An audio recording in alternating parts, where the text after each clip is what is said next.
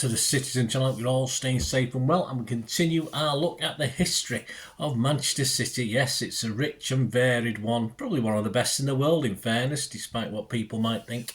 The history of Manchester City since 1880, and this is a modern updated version as I'm recording this. If you're watching this 100 years from now, it won't be, will it? But who knows, who knows. We're looking at January 2024, so we're looking at season 23-24. This is part one of a two-part. If you look back at January, please check out all my other history vlogs and all the different vlogs on the channel. It'd be great to have you on board. Please, if you are new to the channel, push that subscribe button, push the bell notifications. Everything City past and present, and even the future, and some vlogs as well. A sort of magazine of vlogs, if you like. Very eclectic mix of stuff. So hope you enjoy this and dip in and out of the other things. I do stuff on film and TV as well. So if that's of any interest to you, please get on that, or you know somebody might be interested, give them a push in my direction. I'll be very grateful, and all your comments and memories, of course, very, very welcome. I will respond or give you a little thumbs up, whichever it requires. And of course, if you could do that for this vlog, guys, give me a little thumbs up now. It'd be much appreciated. Right, let's get on to January 2024. We'll go up to the 16th of January. So on the 4th of January, Zach Steffen, yes, left the club to join Major League Soccer side Colorado Rapids. The American international keeper made 21 appearances in all competitions after joining us in the summer of 2019. During his spell at the Etihad, Steffen was part of 2 Premier League title-winning squads and featured in every competition for City. He also helped, of course, Pep Guardiola's men lift the Carabao Cup. I was there that day in a restricted crowd, of course, post-COVID, keeping a clean sheet in the final against Tottenham as we ran out 1-0 winners. The 28-year-old then spent the entirety of the 22-23 campaign on loan at Middlesbrough, turning out 45 times as they managed to reach the playoffs, but unfortunately didn't get any further. Everyone at City wished him luck, and likewise I did. I did a little special on him as well, so if you want to seek that out, just have a look at that as well. Thanks. Thank you, Zach. 5th of January 2024, Phil Foden was voted the Etihad Player of the Month for December. On the 6th of January 2024, Rodri returned to Madrid and will be unavailable for City's FA Cup Round 3 game. His grandmother had sadly passed away, and Pep reports that a sort of sickness bug is affecting the squad. So that brings us on to match day. 7th of January 2024, City 5, Huddersfield 0. Yes, so not too bad. And of course, round 3 of the FA Cup on the 7th of January. It was a 2 PM kickoff. We made 5 changes to the team that last played against Sheffield United. Ortega, Akanji, Diaz, Gvardiol, Gomez, Lewis, Kovacic, Bobb, Foden, Grealish and Alvarez. On the bench, Edison, Walker, Aki, Doku, Rodri, De Bruyne, Nunes, Wright and Hamilton. Yes, Kevin De Bruyne, happy days. Huddersfield Town, 3 changes to their last game against Leicester City. Nichols, Edmonds, Green, Hellick, Radonic, Karoma, Thomas, Spencer, Matos, Wiles, Jackson and Lees. And on the bench, Belagimba, Radulovic, Diarra, Edwards, Hoodlin, Osterfield, Aina, Lopenda and Stone. Talking points of the game, yeah, 16 minutes, Akanji's down, eventually off after a heavy tackle from Matos, and he was replaced by Nunes. 33 minutes, it's 1-0 for City, a nice slide through from Kovacic to Alvarez in the box. Not 100% sure if he shot or crossed it, but it did fall to Foden then, who controlled and fired home from a tight angle, going in off the keeper's Nichols' shoulder. 37 minutes, 2-0, some great work from Nunes with a 1-2 with Foden. Plays it back to Lewis, but his scuff shot comes right for Alvarez and was touched on by him, and it sort of trundled over the line. Didn't get the best touch on it, but it was enough to put it in the net. Half time 2-0, second half, substitutions, 57 minutes, Doku for Grealish, 57 minutes as well, KDB for Alvarez. Yes, he got a good reception. 58 minutes, it's 3-0. Nunes controls a beautifully floated through ball from Diaz. Bobb overlaps and he appears to chip it towards KDB running into the box, but this takes a deflection off Jackson and it beats the keeper and goes in off the underside of the bar, so an own goal. 65 minutes, 4-0 from a short corner. KDB fires into Gomez, off to Kovacic, who plays a lovely ball to Foden, who sends his shot into the far corner from just outside the D of the box. 74 minutes, it's 5-0. KDB finds Bobb, works it well out. to then overlapping KDB, whose perfect chip back is met sweetly by Doku to rifle home 12 yards out. And we get the griddy, of course, that very familiar little dance Doku does. A summary, yeah, a stubborn, dire Huddersfield kept us at bay for a frustrating 33 minutes or so, but once we got a goal, it was a case of how many. Great to see KDB and Doku back. Only blemish was an injury to Akanji. The match stats, shots 18 for City, 7 on target, 2 for Huddersfield, 2 on target. Possession 84% for City. Accuracy of passes 94% for City, 67% for Huddersfield. XG philosophy, City 1.76, Huddersfield 0.5. The headlines the following day or the next day. Daily Star, Davies McConnell said De Bruyne's back in town. Kevin's return, the icing on a big win. He rated Foden 9 to 10. He was his top guy. Daily Express's back page, De Bruyne back for City romp, Terrier's torment. Guardian Sport said Heroes return, De Bruyne back in action as City breeze past Huddersfield. Manchester Evening News back page, Pep goes easy on Kev. Pep go easy on Kev, not goes easy on Kev. Inside, Simon Bukowski, deadly duo take heat off KDB and Erling. Foden got a 9 out of 10 from Simon, his highest rating. Joe Bray said, we can't put pressure on Kevin's shoulders. Guardiola tells players they must step up too. 8th of January 2024, City get another easy draw for the 4th round of the FA Cup.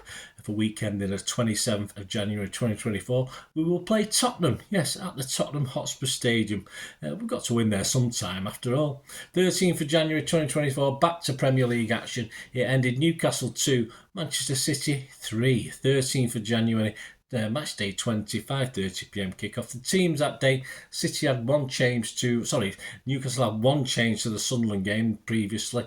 Dubravka, Trippier, Sharp, Botman, Byrne, Guimaraes, Longstaff, Miley, Almiron, Gordon and Isaac. Their subs bench, Karius, Gillespie, Dummett, Lascelles, Ritchie, Kraft, Hall, A. Murphy and Parkinson. Pep's 11, 6 changes to the Huddersfield game. Ederson, Walker, Diaz, Aki, Gvardio, Rodri, Kovacic, Bernardo, Foden, Doku and Alvarez. On the bench, Ortega, Phillips, Grealish, De Bruyne, Gomez, Nunes, Bobb, Sissoko and Lewis. Story of the game, 2 minutes, an offside goal, but Walker clatters into Ederson. Poor Ederson stays down for about 5 minutes and eventually has to go off with a hole in his leg. Some pictures show a little sort of studs, I don't know what they did. It's like a bullet wound in his leg. Ortega came on. 26 minutes, it's 1-0 though for City. Doku on the left sprays a pass to Walker on the right. Walker crosses low. Silva on the right hand edge of the 6-yard box flicks the ball with the back of his heel, slightly behind him, and it goes across to Dubravka and into the bottom left hand corner. Great goal. But 35 minutes, it's 1-1. Guimaraes plays a fine first time pass down the middle to release Isaac. Walker tries to stand him up. Isaac chops inside from the left and kills an unstoppable effort across Ortega and into the top right corner. 37 minutes, yes, it's 2-1 to Newcastle. Gordon picks the ball up on the left touchline. Walker appeared to be strolling back and then all of a sudden speeded up, but it was a little bit too late. Gordon moved inside facing Walker, using the defender as a shield, and from the left hand corner at the box kills a shot across Ortega, again into the top right hand corner. Because of the Ederson injury, we do get 8 minutes injury time, enough time for Guimaraes to stand on Rodri's toe and for Mr. Rodri to get a little bit upset as he chased him down and deliver some retribution and got booked for his actions. Half time, 2-1 to Newcastle. We had to do better, of course. 74 minutes, yes, 2-2. Rodri lays a pass down the inside right channel for De Bruyne, who'd come on, who strides upfield and passes a shot from the edge of the D through Shah's legs and into the bottom left corner. Then we had Bobb on for Doku, and then we had 3 minutes injury time, and in the 91st minute, in the first minute of that 3 minutes, De Bruyne dinks a pass down the inside left. Bobb times his run perfectly, brings it down, sachets past a lunging Trippier, sells Dubravka a little dummy with his left, and then moves it onto his right very quickly within a split second and rolls it into the net from 6 yards. Yeah, victory. That's why we're champions. Victory for City. Defensively, though, summary of the game, all over the place first half as Newcastle simply played the percentages with balls over the top. Not all will be offside, so they had a chance. Newcastle lacked the guile or energy, though, to continue their game plan into the second half, and we sort of just wore them down with KDB, the definite catalyst for the victory.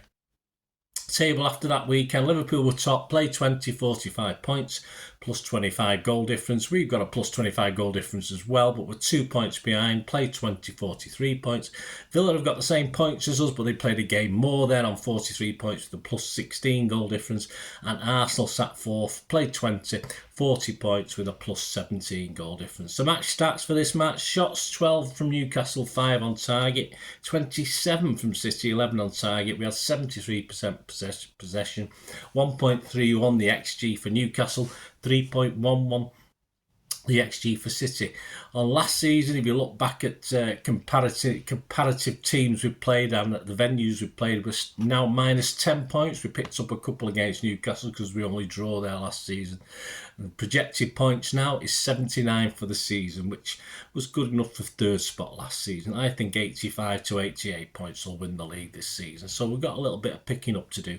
The headlines: Mirror back page, Simon Mullock, De Bruyne is back with a bang. Sunday Mirror football supplement, Simon Mullock again. Bobb cuts it Tyne. Late Oscar winner fires warning to rivals as De Bruyne runs riot. Simon rated Rodgers and KDB his highest at both 8 out of 10. The Mirror's Andy Dunn said Guardiola deserved an Oscar for Bobb and KDB masterstroke. The Manchester Evening News back page, Bobb just the job. Inside, Simon Bukowski, the return of the sublime De Bruyne will alarm title rivals. Sub KDB rated his highest with 9 out of 10. I had to agree with that. Willpower helps KDB steal the show in Thriller at 2, he also said. Telegraph's back page, brilliant De Bruyne. King Kev sets up sensational winner for Bobb to seal City's amazing comeback. The Sport, Daily Star Sports section, Simon Mullock again. Back page, Oscar winner, but it's KDB who put on a winning performance to keep boss Pep in step. And the Express Sport back page, superb super sub De Bruyne keeps Pep on track, says a very busy Simon Mullock. He earns a few quid, doesn't he, that guy? 15th of January, 6 players were named at an awards ceremony in London in the FIFA 5th Pro Men's World 11. They are Walker, Diaz, Stones, KDB, Bernardo and Haaland. And despite not being in the 11, the best 11 team, Ederson was voted the best keeper. So how that works, I have no idea. 16th of January to finish off this part 1 of January 23-24. City sell out their almost 9,000 allocation for Spurs. It's a Friday night. There's no trains back after the game. It's sell out in less than 2 days. There are no trains, so the roads will be very, very busy. So there you go, guys. Join me in part 2 as our defence of the FA Cup means we'll have to get something for the first time ever at the Tottenham Hotspur Stadium, and a struggling Vincent Kompany, our hero, returns to the Etihad. All this and more in our continuing look at the history of Manchester City since 1880, and we're looking at January 2024. I hope you enjoyed that. Let us know your thoughts and memories, guys, and please join me for part 2. Until we meet again, well, that's one thing, don't we? Please stay safe, Blues. Come on, City. Bye for now.